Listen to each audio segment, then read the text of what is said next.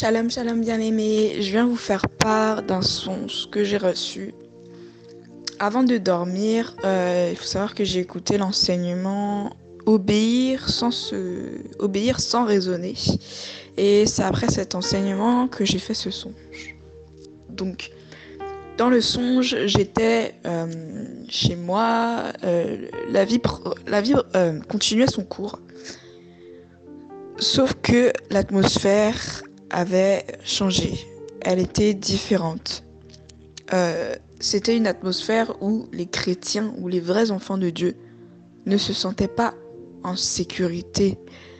C'était comme si on était mis à part vraiment par le Seigneur, rejeté, même je dirais rejeté, et on se sentait vraiment rejeté dans cette société en fait. Ça avait tellement changé et c'était un contexte de crise.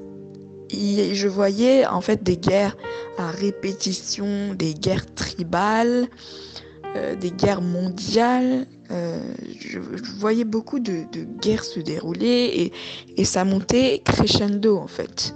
C'était terrible. Et même quand il y avait ces événements-là, le Seigneur parlait à son peuple et disait: ce n'est que le début des douleurs. Préparez-vous, préparez-vous, car il y aura d'autres tribulations encore plus grandes que celles que vous voyez. Et donc nous, on se disait, attends, mais ça là, c'est déjà beaucoup, c'est déjà terrible. Qu'est-ce qui va se passer encore après? Et donc, voilà, c'est ce qui se passait. Et il faut savoir que on était comme assoiffés à ce moment-là. On était comme si on était un peuple dispersé en fait. On vivait plus, on vivait plus avec le monde. On était vraiment mis à part par le Seigneur.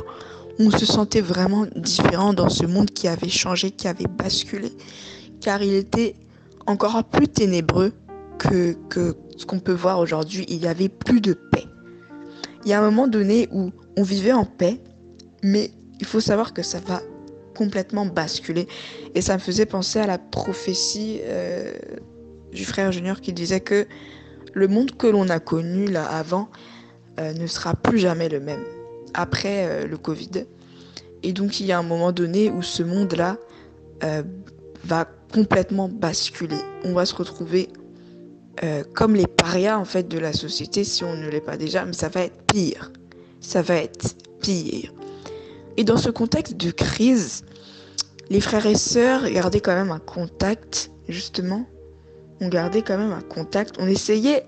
C'était même une nécessité en fait. Personne ne voulait rester seul. Bien sûr, on avait la présence du Seigneur, mais on avait tellement, on vivait tellement dans une peur. On avait peur, oui, il faut le dire. C'était pas, même si on avait le Seigneur, on avait quand même peur de ce qui se passait dans le monde, bizarrement, parce que c'était le niveau de persécution, de ténèbres avait augmenté. Et donc, on faisait tout pour se retrouver, pour parler, pour s'éloigner de tout ce qui vient du monde. Et à un moment donné, à la fin du songe, il y a une sœur, j'étais avec une sœur, et il y a un frère que le Seigneur avait établi, qui disait à la sœur, il faut que tu arrêtes de te compromettre, ça c'est fini. Quand tu vas au travail, tu mets ton pantalon, ça c'est plus possible. Et la sœur se plaignait, elle disait non, non, moi je veux pas enlever le pantalon. Quand je m'habille selon le Seigneur, quand je vais au travail, je me fais persécuter, je perds mon travail. En fait, elle disait pas ça, mais je sentais ça, je la sentais dire cela en son cœur. Et quand j'ai vu ça, je me suis, bien aimé, je ne sais pas pourquoi, j'ai ressenti une colère dans mon cœur. J'ai commencé à lui dire, mais tu comprends le contexte de crise dans lequel on est? Est-ce que tu comprends ce qui se passe là? Là, c'est plus le moment en fait. C'est plus le moment de raisonner. Ce n'est plus le moment de raisonner. Je répétais ça. Et j'étais très en colère, très en colère. Ce sera un moment où même le fait que quelqu'un raisonne sur la parole du Seigneur, euh, c'est comme si on va tirer les cheveux entre guillemets de la personne, comme le sacrificateur Néhémie qui, quand il voyait les femmes étrangères, qui voyait des choses qui étaient contraires à la volonté du Seigneur, tiraient les cheveux, tiraient la barbe de ceux qui désobéissaient. Et je voyais vraiment que dans ce contexte-là, les frères et sœurs ne rigolaient plus. Il n'y avait plus de la rigolade. Personne ne rigolait. On avait tous l'air grave. Grave. Et si quelqu'un raisonnait avec la parole ou commençait à vouloir désobéir au Seigneur, il y avait les frères ou les sœurs qui commençaient à tirer les cheveux de la personne. Personne ne rigolait parce que le contexte était tellement terrible. Il y avait de grosses tribulations. Et on n'était qu'au premier stade. Et j'ai pu voir, par la grâce du Seigneur, le dernier stade de tribulation.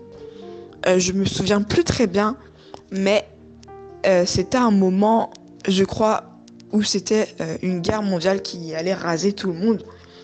Et j'entendais le Seigneur qui disait préparez-vous, il faut se préparer à rencontrer le Seigneur.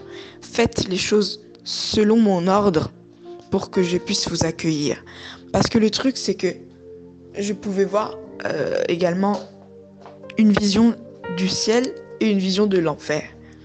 Et donc c'était vraiment un contexte où les frères et sœurs ne voulaient plus rigoler avec les ordres du Seigneur. Ils respectaient cela parce qu'en fait on pouvait mourir à n'importe quel moment dans ce contexte de crise. On pouvait mourir torturé, persécuté, on pouvait mourir dans les guerres. Et donc plus personne ne rigolait avec l'obéissance au Seigneur parce que tous voulaient aller au ciel. Et donc c'est un peu ça.